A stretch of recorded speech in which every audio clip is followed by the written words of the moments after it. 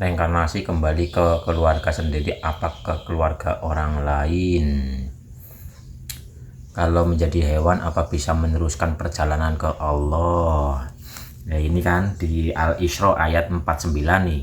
Dan mereka berkata, apabila kami telah menjadi tulang belulang dan benda-benda yang hancur, apakah kami benar-benar akan dibangkitkan kembali sebagai makhluk yang baru?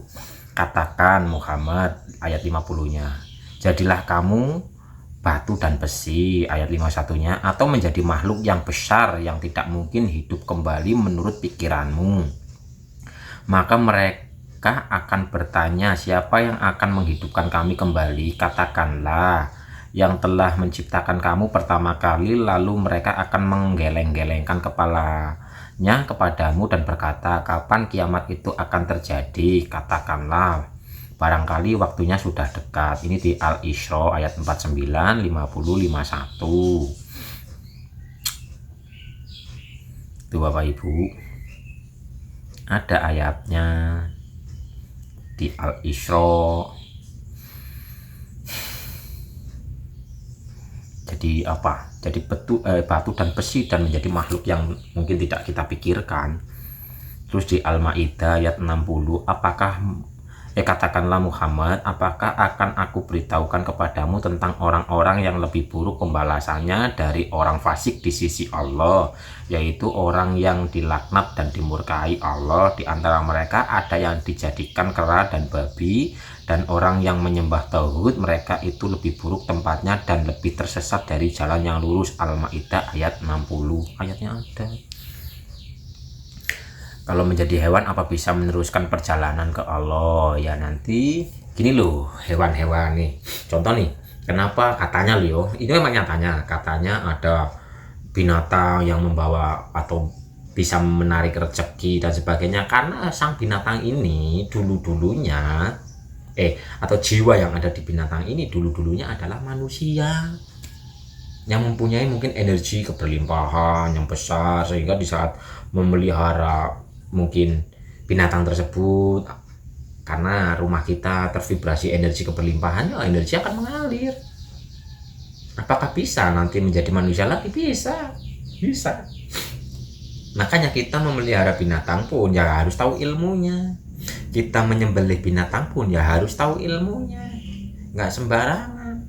Di saat kita memelihara binatang, terus yang mempunyai binatang ini atau yang memelihara penuh emosi, energi emosi ini ya tervibrasi, terserap oleh sang binatang tersebut, sehingga bukannya naik level malah bisa turun level. Sedangkan sang binatang ini ya itu akan tulus ikhlas gitu loh. Nah, ketulusan keikhlasan ini dan binatang ini pun ada manfaatnya untuk keseimbangan alam, untuk apa itu ya namanya rotasi kehidupan. Ini pun akan ada perhitungan sendirilah, sehingga yang terlahir menjadi pohon, yang menjadi binatang, ini bisa nanti kembali kepada badan wadak manusia. Makanya nggak usah heran ada orang yang mungkin nggak doyan makan sayur, doyannya cuma daging. Ada orang yang gak doyan makan daging, doyannya makan sayur tok. Karena dulu-dulunya gitu loh, dulu-dulunya ini adalah inilah gitu kan. Sedangkan jiwa kita itu sudah berotasi, berganti wadah puluhan kali, gak terhitung. Makanya sifat-sifat kebinatangan dalam diri kita, doyan ini, doyan itu, seperti ini, seperti itu masih terbawa dalam diri kita. Bahkan insting itu masih ada, insting kebinatangan. Makanya kita sendiri seolah-olah ada yang mengawasi, itu insting bawaan dari kebinatangan.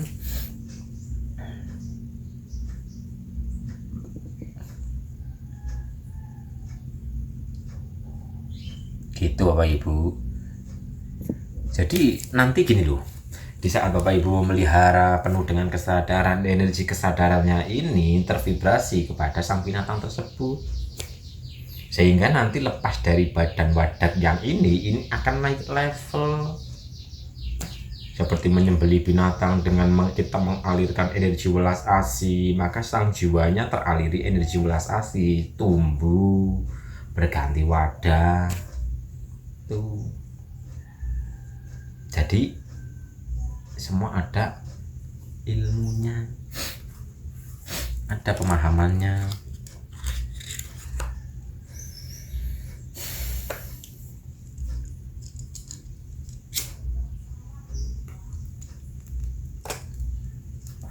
Apakah bisa dipahami Bapak Ibu?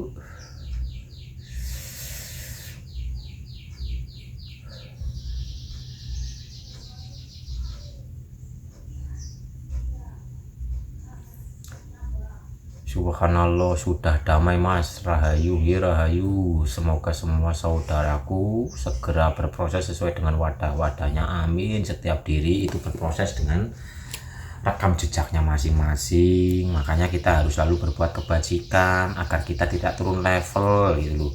Jadi ada yang tadinya manusia, lah itu di ayatnya tadi ada yang apakah saya akan dibangkitkan lagi setelah hancur mumur atau sudah hancur lebur? Iya, kamu akan dibangkitkan menjadi besi atau menjadi batu atau menjadi kera atau menjadi apa itu tadi, babi gitu. Ada ayatnya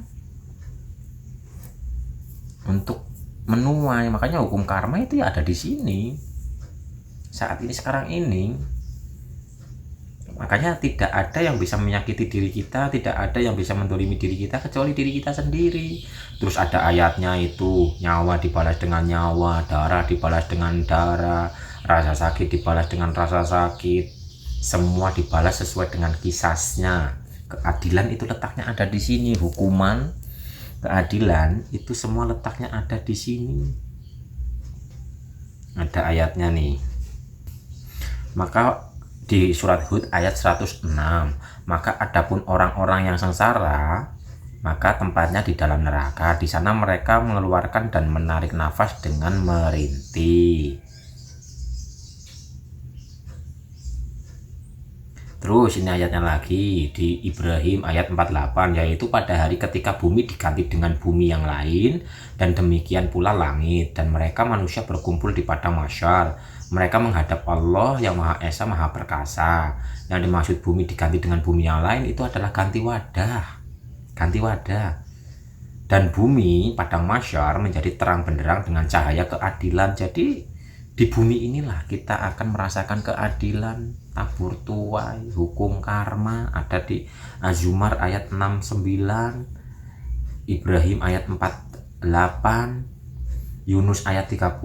Di tempat itu pada mahsyar setiap jiwa merasakan pembalasannya dari apa yang telah dikerjakan dahulu. Gitu Bapak Ibu. Jadi semua ada di sini. Makanya ayatnya tidak ada yang mendolimi diri kita kecuali diri kita sendiri. Cuman kan ayat-ayat seperti ini jarang dibahas secara mendalam. Sampai kapan kita akan terus bergonta-ganti baju? Sampai kita benar-benar kembali kepada sang sejati, kembali lebur tunggal. Selama kita belum menyatu atau kita benar-benar kembali kepada kesejatian, innalillahi wa inna ilaihi rajiun, maka kita akan selalu terlahir kembali untuk menuai. Jadi setiap diri menanggung karmanya sendiri-sendiri, maka nggak ada yang namanya dosa keturunan, nggak ada. Setiap jiwa itu menanggung karmanya sendiri-sendiri, tidak ada dosa yang bisa diwakilkan. Hanya kita saja yang akan terlahir sesuai dengan getaran energinya, keselarasan energi. Jadi hakikat innalillahi wa inna ilaihi rajiun ya saat ini di sini. Asalnya dari Tuhan kita kembalikan kepada Tuhan kita. Kita bisa bergerak seperti ini, jangan kita akui bahwa kita bisa bergerak. Kita kembalikan kesadarannya, bukan aku yang bisa bergerak. Semua ini adalah la haula wala quwata illa billah. Wong di kehidupan ini, positif maupun negatif, itu hanya untuk ujian kok. Untuk menguji jiwa kita, apakah jiwa kita itu terpengaruh dengan pujian maupun hinaan. Apakah tetap dalam kenetralan murni, kenetralan sejati. Itu doang kok Bapak Ibu. Jadi netral. Netral. Karena ruh kita itu netral. Begitu Bapak Ibu, apakah bisa dipahami?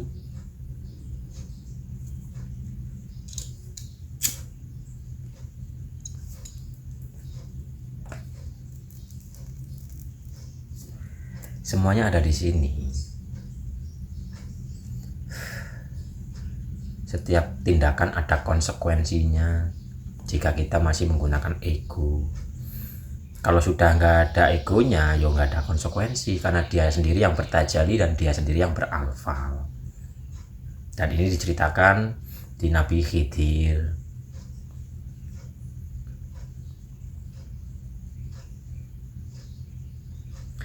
Kadang kondisi rasa innalillahi wa inna ilaihi rajiun terbentur dengan kondisi duniawi. Duniawi itu adalah apa yang sedang kita rasakan, sedang kita alami. Itu adalah pesan-pesan tersirat. Di dalam kejadian tersebut ada intan permata, ada kemurnian. Jadi sebenarnya tidak dibenturkan, kita sendiri yang membenturkan diri kita dengan itu. Padahal di sebalik pengalaman, di sebalik kejadian ada sesuatu rahasia, pesan tersembunyi yang harus kita pahami. Tapi memahaminya itu tergantung dengan kebersihan batin diri kita ini. Yang penting ngopi, terima pahitnya kopi ini, karena pahit di saat diterima dirasakan dengan kesadaran yang ada adalah kenikmatan.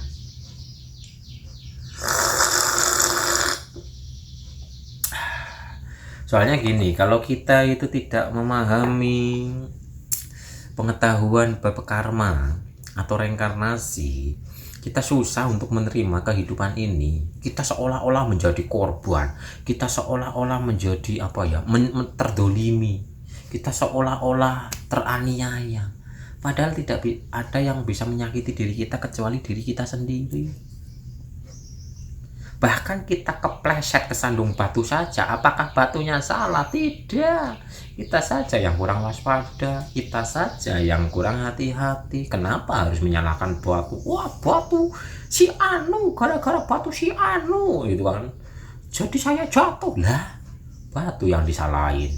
Wong batu diem gak diem di situ kok. Kenapa kita menyalahkan batu yang diem? Batunya diem, yang gerak kita. Berarti gerakan kita itu gerakan karena kecerobohan, karena ketidakwaspadaan, karena kelalaian, karena kekurang hati-hatian. Ada orang yang menjelek-jelekan diri kita, yang menghujat diri kita, marah dan tidaknya kan tergantung situasi ekonomi, situasi kondisi rasa, kan gitu Bapak Ibu. Iyalah, kondisi ekonomi lagi ancur-ancuran gak karu-karuan, dihina dikit tapi kalau lagi banyak uang, lagi sugih, lagi makmur dan sebagainya, biarin gitu. Jadi semua tergantung kondisi rasa Bapak Ibu sendiri. Jadi perbaiki rasa Bapak Ibu, perbaiki rasanya. Aduh ya Allah, semua ada di dalam diri. Kenalilah diri. Positif negatif yang ada di luar itu adalah kehidupan. Tanpa adanya positif, cepat konslet diri kita. Tanpa adanya negatif, sama saja cepat konslet. Lampu akan nyala di saat positif dan negatif itu seimbang. Jadi yang di tengah-tengah Bapak Ibu. Jadi biarkan positif dan negatif berjalan beriringan dari luar diri untuk menyalakan kehidupan. Kalau positifnya terlalu besar, nanti akan ada sesuatu yang negatif untuk mengimbangkan. Negatifnya terlalu besar, ini pun akan ada yang namanya keseimbangan, positifnya dinaikkan. Hidup ini hanya kayak gini, kayak timbangan. Sampai kapan? Sampai netral, sampai adil, netral. Bahagia berlebih yo nggak baik, sedih berlebih yo nggak baik. Ya kita di tengah-tengah saja. Apakah bisa dipahami Bapak Ibu?